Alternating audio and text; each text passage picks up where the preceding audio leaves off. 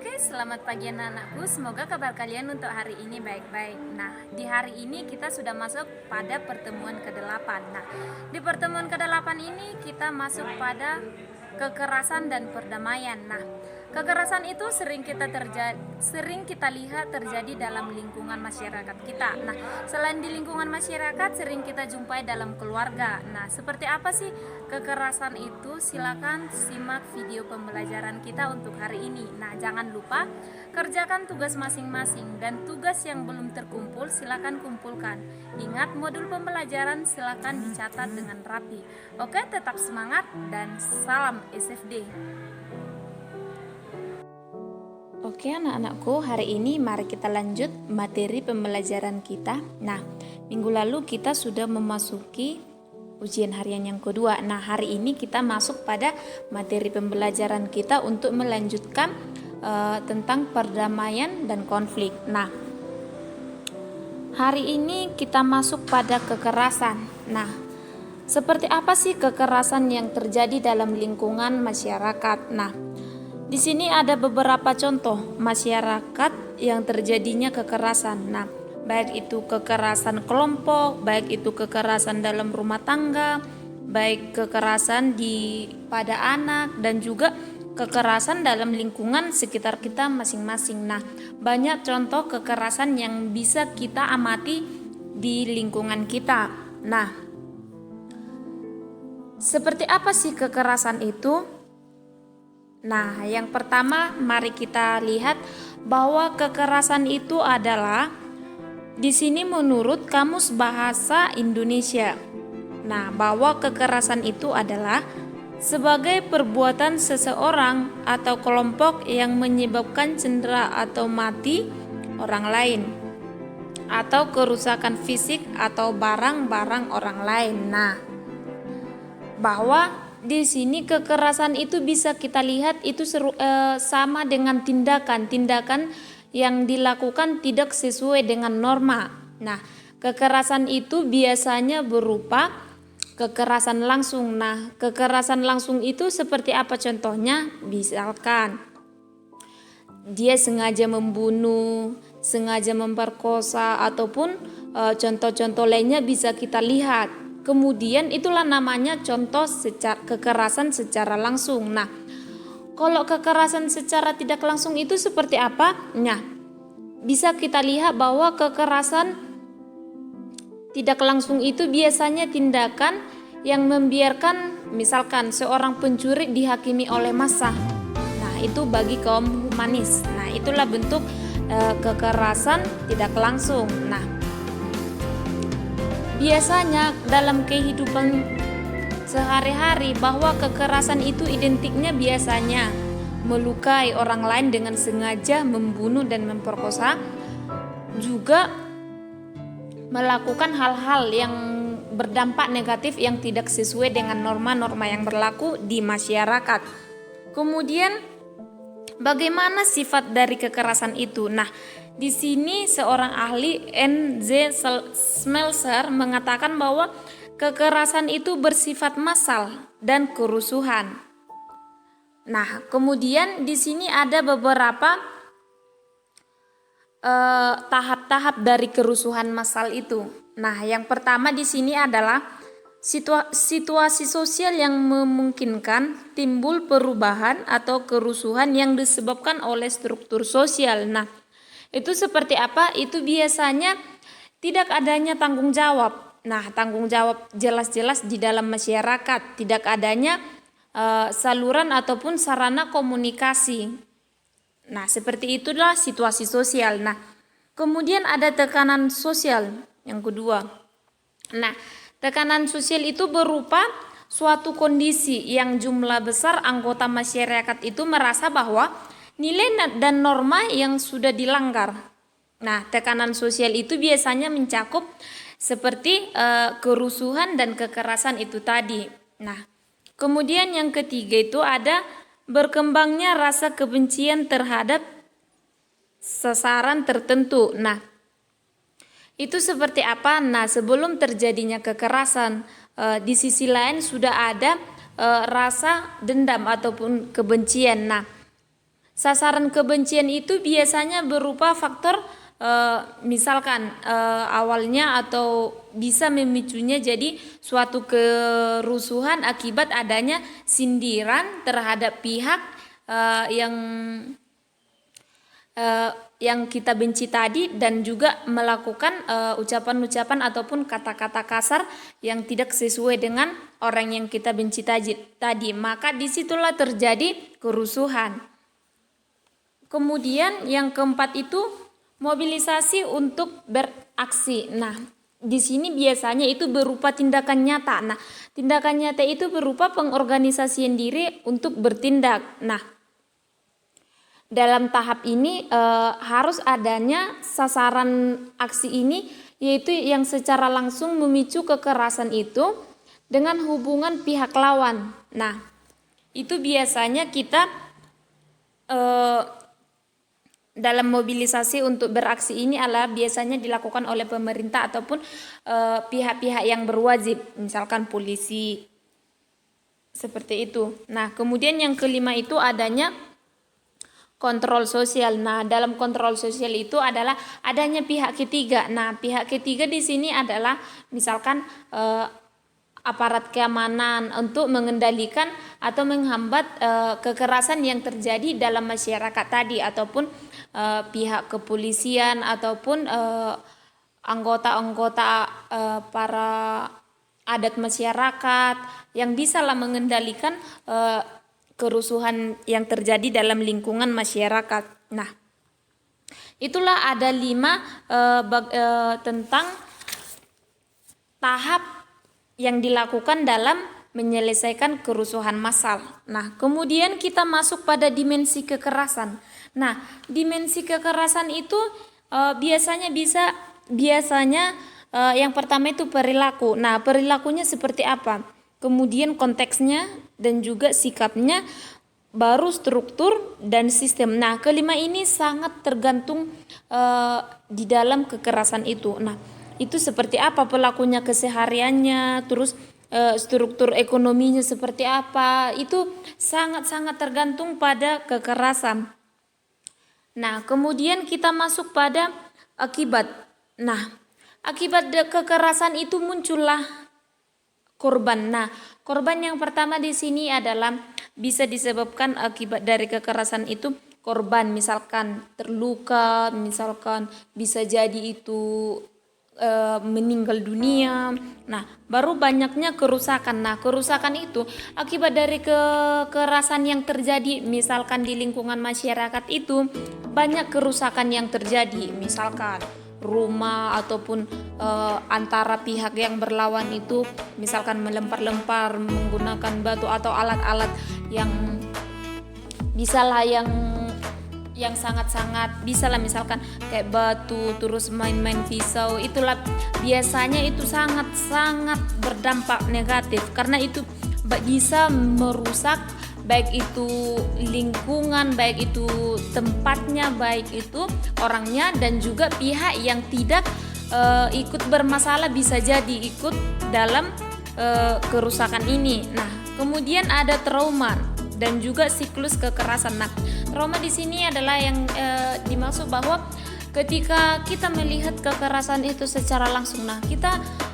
seakan-akan trauma dan takut bahwa itu merupakan dampak yang sangat negatif, baik itu untuk diri kita sendiri dan juga orang lain. Nah, itulah beberapa akibat kekerasan. Kemudian kita masuk pada teori. Nah, teori tentang kekerasan ini ada dibagi beberapa bagian. Yang pertama itu ada teori faktor individual. Nah, teori faktor individual di sini adalah setiap perilaku kelompok termasuk kekerasan berawal dari pelaku individu. Penyebab kekerasan ada faktor pribadi dan faktor sosial. Nah, biasanya dalam teori faktor individual ini biasanya perilaku kekerasan itu adalah faktor pribadi ataupun faktor sosial. Nah, biasanya dalam faktor pribadi itu meliputi kelainan jiwa, misalkan psikopat. Nah, baru frustasi kronis dan juga banyak contoh yang bisa kita lihat bahwa teori individual itu atau kekerasan dalam bentuk faktor individual itu bisa bersifat faktor pribadi. Itu banyak bisa kita lihat contoh di lingkungan kita. Nah, kemudian kalau faktor yang bersifat sosialnya itu adalah misalkan kekerasan dalam rumah tangga atau konflik rumah tangga, terus faktor budaya dan juga media massa ataupun media sosial lainnya.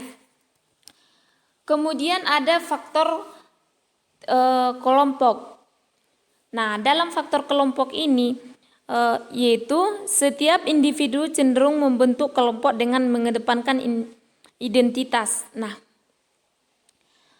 dalam faktor kelompok ini banyak hal yang bisa kita lihat contohnya. Nah, contoh nyatanya di sini adalah ada kerusuhan, misalkan antara contohnya kita buat di sini adalah adanya permainan bola voli antara kelompok A dan kelompok B. Nah, di sini ketika ada permainan antara pertandingan bola voli ini pasti adanya yang kalah dan yang menang. Nah, di sini ketika si A dan si B, nah si B yang menang, nah maka akan berakibat adanya faktor kerusuhan ketika si A tidak setuju bahwa si B yang akan menang. Nah, kayak gitulah dalam faktor kelompok.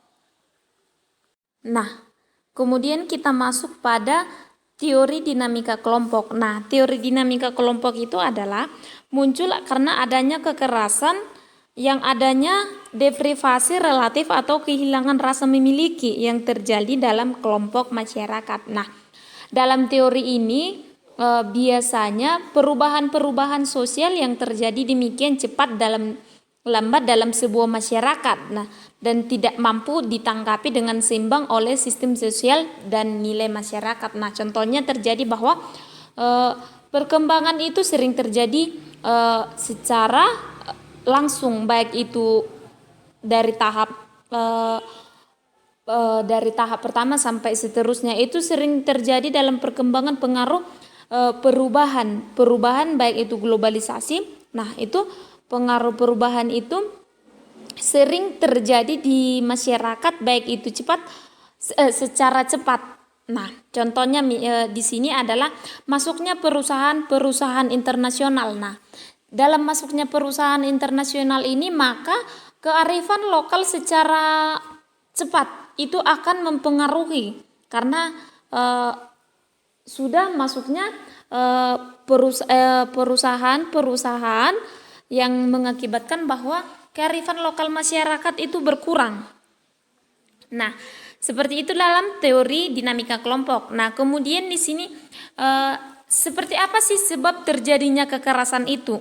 Nah, yang pertama, hilangnya kepercayaan terhadap sistem. Yang kedua,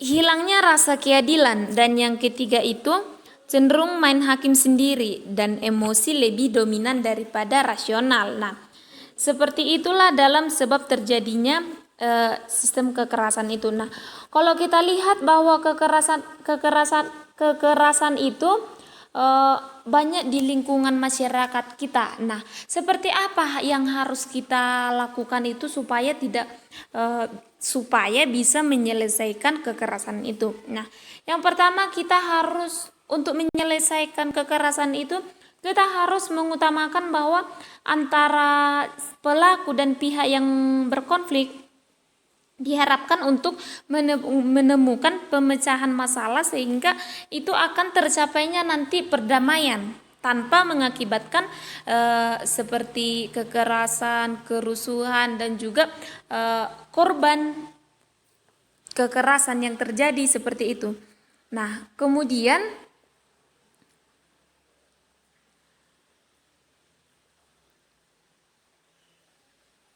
kita masuk pada untuk mengatasi kekerasan tadi maka terjadilah perdamaian. Nah, perdamaian yang di sini adalah maksudnya suatu usaha.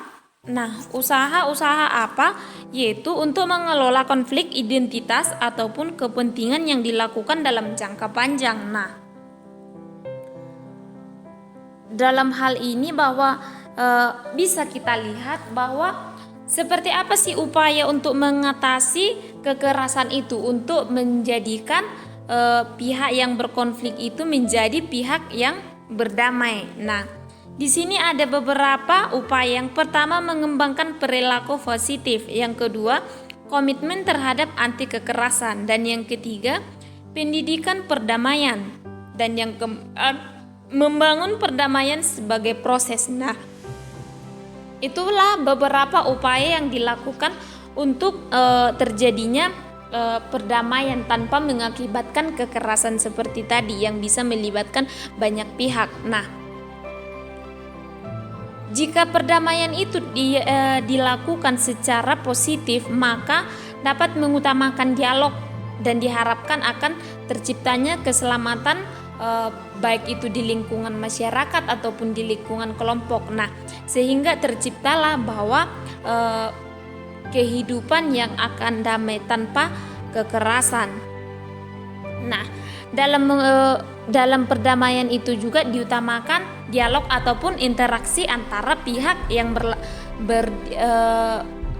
berlawanan tadi agar terciptanya suatu pemecahan masalah. Oke, seperti itulah upaya-upaya yang dilakukan untuk memecahkan suatu konflik ataupun masalah dalam kekerasan, baik itu dalam rumah tangga, baik itu dalam kelompok. Nah, harus terjadinya interaksi antara yang satu dengan pihak yang adanya berlawanan tadi. Nah, seperti itulah harus yang diutamakan itu adalah berinteraksi. Jangan sampai membuat sewenang-wenang ataupun membuat semau sendiri. Nah, misalkan itu jangan karena emosi kita dengan spontan melakukan kekerasan terhadap lawan kita, jangan. Nah, yang penting kita harus bagaimana cara supaya terjadi perdamaian tanpa kekerasan. Oke, seperti itulah materi pembelajaran kita untuk hari ini. Nah, dari materi pembelajaran kita hari ini diharapkan agar tidak terjadi kekerasan pada diri kita sendiri, baik itu di lingkungan sekolah, baik itu di lingkungan tempat tinggal maupun di lingkungan teman sepermainan kita. Oke, seperti itulah materi pembelajaran kita. Minggu depan akan kita lanjut kembali. Nah, di situ sudah Ibu kirimkan nanti beberapa tugas, silakan kerjakan. Dan juga modul pembelajaran kita silakan lengkapi buku masing-masing. Oke, sekian pertemuan untuk kita. Terima kasih, tetap semangat.